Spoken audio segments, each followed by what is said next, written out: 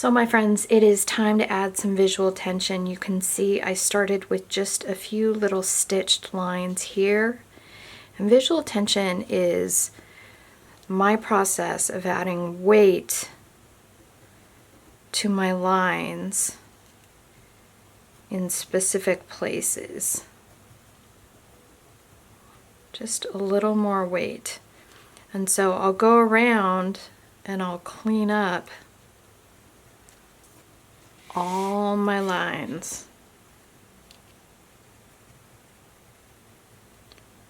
I won't do all of them on camera because that would be a pretty boring process. But I want to show you enough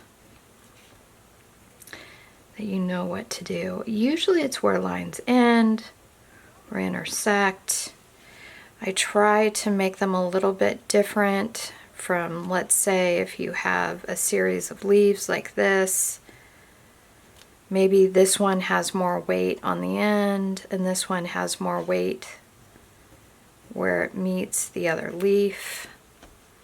This one might have some little spikes, or it might have weight where the vein meets. The little spikes we need somewhere else now. So we have that. So let's see, what can we do next? So we're going to skip around. Typically what I would do is I would sit on my couch in the comfiest place, comfiest corner, curl up and do all of my visual tension. So that's what I would suggest you would do. Then you would come back and add all of the yummy goodness in your studio. But I'm gonna do just that amount of visual tension so you get the idea of it. And on your handout you have the finished piece so you can look and see all the places that I put it in. The next thing that we're gonna do is we're actually gonna go back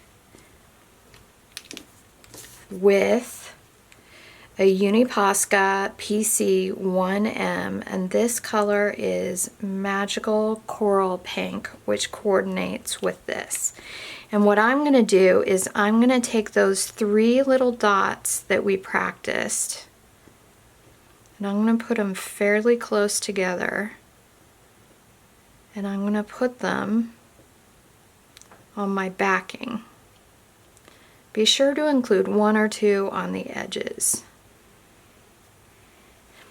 Now I know that you can't see this super contrast, but it's just enough contrast to show the detail. So of course I'm going to come down to here and I'm going to add them here as well, and you're going to see the contrast of these a little bit more. But you notice like right here I did two of them, so it looks like the third dot is tucked up underneath. Now I'm going to take my white pen and add some dots to the center of this flower, just to break up the weight of that a little bit.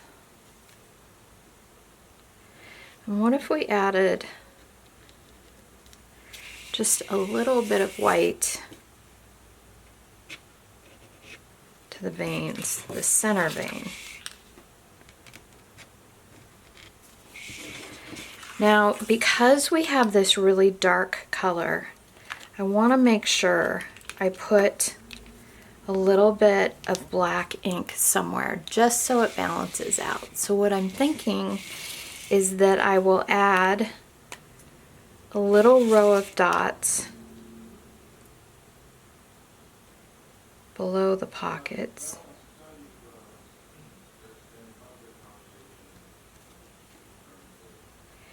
And then we'll decide if we want to put them above the pockets too. But I want you to notice how this ties the flower together with the apron now. And I'm trying to decide, I think I am gonna, this could be a mistake, but I'm going for it. I want to make sure we space them like we did below.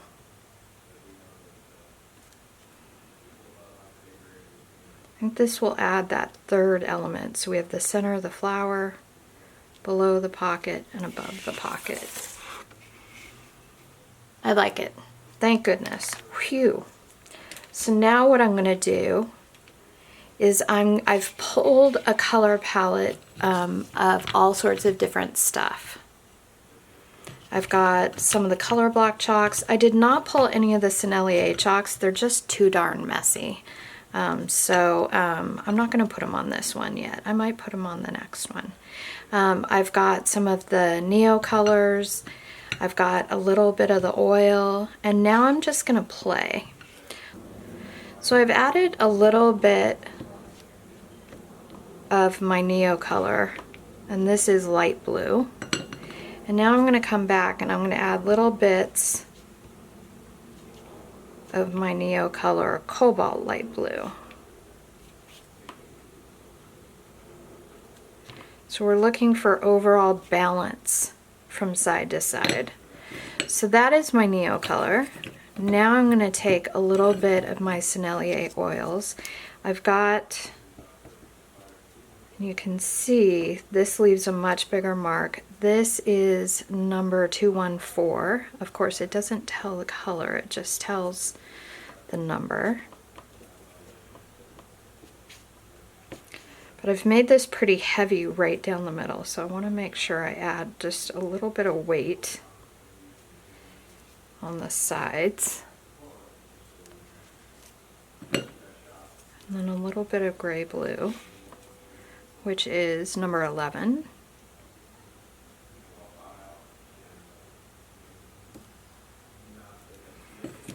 And so I've really made this kind of blue and gray heavy right now. So I definitely want to bring in some of the coral, some of the greens. I had pulled out this light blue, but I don't think I'm going to use it. These do not have colors on them, so all I can tell you is look at how pretty they are. Sad. I know I can't tell you the colors, but they are beautiful. So this is kind of a greenish gold color. So I'm going to move this through, and what I want to do is kind of create a little definition in the pockets. So you can start seeing this come together. And add a little bit. We don't want to cover up all the splashes, so I'm just making some marks. And now I'm going to come in with a little bit of a darker kind of olive green that matches these leaves. And I'm going to put a little bit right where I put the other gold color. And then of course, coral pink, because we need this. I've created this kind of oceany almost feel now, and we need to add some of this pink. So I'm just randomly putting some marks in different places.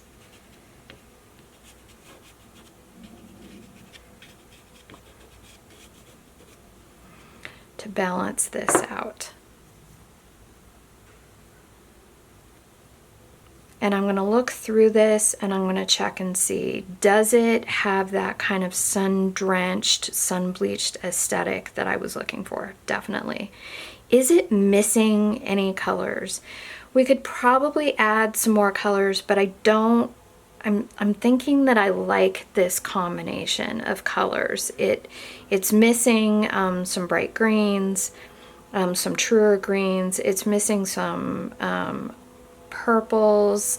And the only other thing that I could do is I could take my brush and I could come back and I could add some color. So let's add a little rose of ultramarine. But what I'm going to do first, because this is obviously a risk, right? I've done this whole beautiful thing. But I'm going through the rainbow and I'm saying, am I missing colors? So I've got this, and the color that I'm missing is kind of that purpley color. And then I think we could do with a little bit more opera pink. Or let's try Pyrrole Scarlet. That's a brave color. but it's got that kind of quality of the coral. So I'm going to loosen up a little bit of this purple so it's just a little bit softer. But I think it was the right call. Maybe add a little bit here. So we're looking again for that balance, and I think we finally have it. So my friends, I'll add a little more definition in terms of visual tension. So I'm going to go through all these lines and make sure it's really defined and really clean. And of course you have it on your handout now, so it's super pretty, isn't it? So that is the end of our first apron project. I will see you in the next one, where we'll repeat this entire process to create some creative muscle memory for you, so that you can look through the packet when we're off in our studios creating more of these, and you can pull bits and pieces together from all of the samples that I've given you. So I'll see you in a few. Hey, we forgot something. We meaning me and the mouse in my pocket, but I wanted to jump back on and add this to the end of the video just so you had this little bit. So the one thing that we are missing, I don't know if you can tell, is we're missing some of the hanger. And I always add that last, which is why I forgot. So apologies for that. So I'm going to turn this over, and I am going to take my pencil and I'm going to hold it above my line. I'm going to continue it, and then I'm going to take my line down, just like that. And then pull it back over. I'm going to repeat that process over here. I'm doing this at a really odd angle, like this. I'm so glad I remembered this.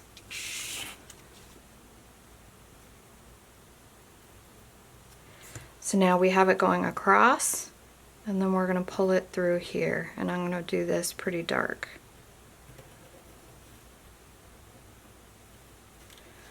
So we're going to add visual tension to this.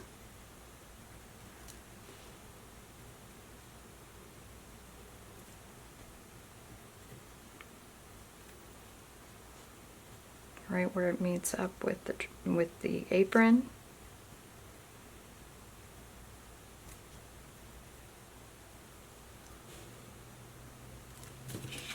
And let's turn this over. And thank goodness. Oh my gosh. So now we're done. I'll see you in the next project.